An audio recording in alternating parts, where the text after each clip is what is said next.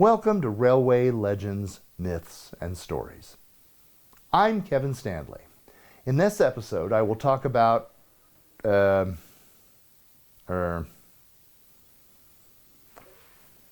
excuse me, Kuma. I was about to talk about... No, Kuma, this show is about trains and railways, not about bears. Come on. Yes, I know. Bears like fish.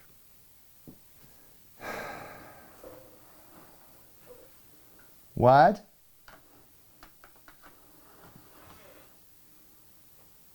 Oh, okay now. Now I get it. At Kuma's request this time, I will talk about fish and trains. You might say that in this episode, we're going to tell a fish story. This is the flag of the United States Fish Commission.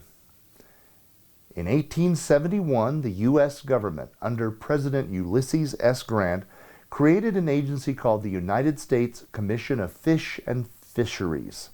Its remit was to investigate, promote, and preserve the fisheries of the United States. For some, it may be hard to believe, but for a long time, the U.S. government has thought about and showed concern about wildlife. Later, this agency was known as the United States Fish Commission.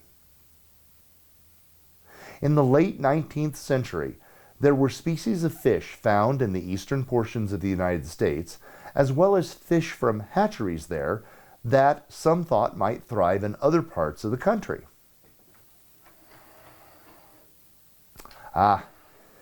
Yes, Kuma, that is a good point. In those days, when someone was thinking about moving something across the country, the first thing they would think about was, can it be carried on a train? Dr. Livingstone Stone of the U.S. Fish Commission was a pioneer in the moving of live fish over great distance, sometimes making trips all the way from coast to coast by rail. The first fish movements by rail were done by simply putting fish in milk cans. No, not in milk. These were empty cans that were filled with water and fish. These cans were then carried in baggage cars. These improvised containers were accompanied by staff from the U.S. Fish Commission. These fish culturists were also known as messengers. This was far more work than just watching the fish. The messengers had to aerate the water as well as change the water every 2 hours if they could. On top of all this, they had to add ice to keep the water cool. The colder water both absorbed more oxygen and also reduced the oxygen needs of the fish. On some of the early trips, Dr. Livingstone Stone went so far as to hire fellow passengers to help aerate the water by hand. After many successful movements of fish, in 1881 the U.S. Fish Commission decided to obtain its own rail cars specially made for the handling of fish. Fish car number 1 was a baggage car that was purchased and then specifically equipped for carrying fish. The first car was so successful that by 1882, plans were made for the next fish car. Fish car number 2 was built by the Baltimore and Ohio Railroad, and extra reinforcement was added so that much larger loads of fish could be handled. Besides the tanks for the fish, special compartments were made to hold the necessary ice to keep the fish at an optimum temperature. This investment of $7,334 in a new and improved version was wildly successful.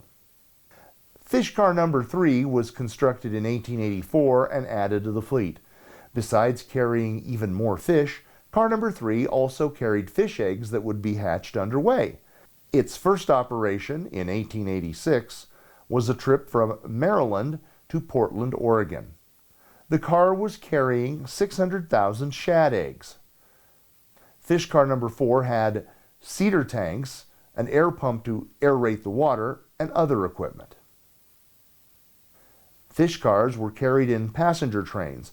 just like the baggage cars in which the first fish were transported. As to fish cars 5 and 6, we unfortunately have found little to no information about them. If anyone knows more about fish cars 5 and 6, please leave a comment below. By this time, fish cars were crisscrossing the country, and the fish losses were down to as little as 1%.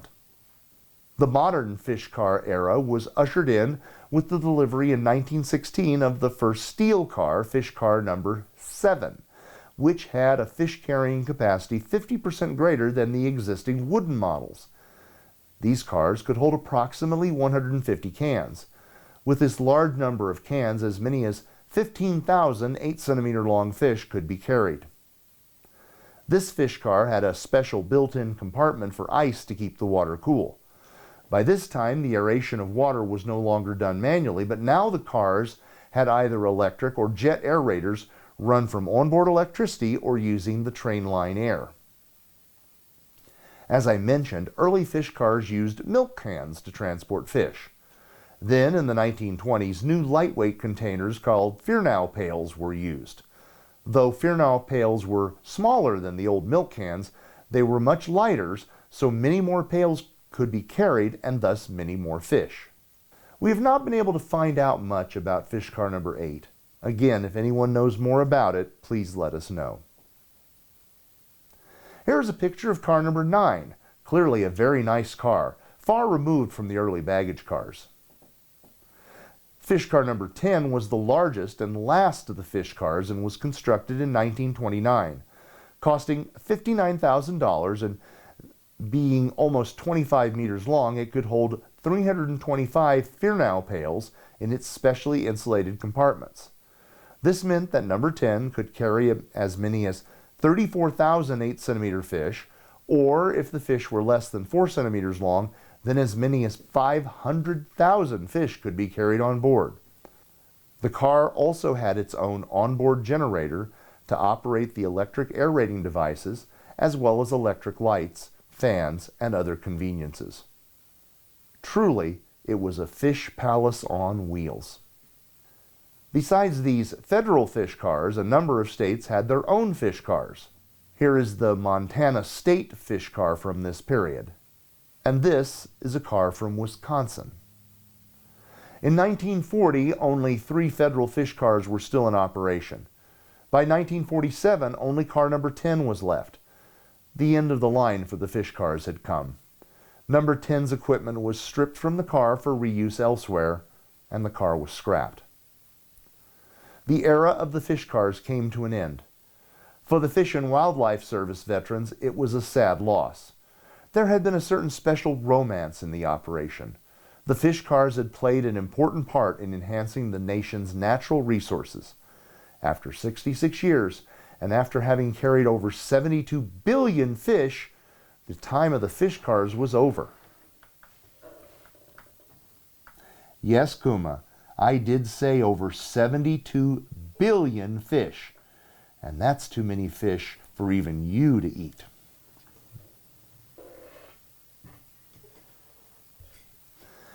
The United States Fish Commission was established on the 9th of February 1871 and ended on the 30th of June 1940.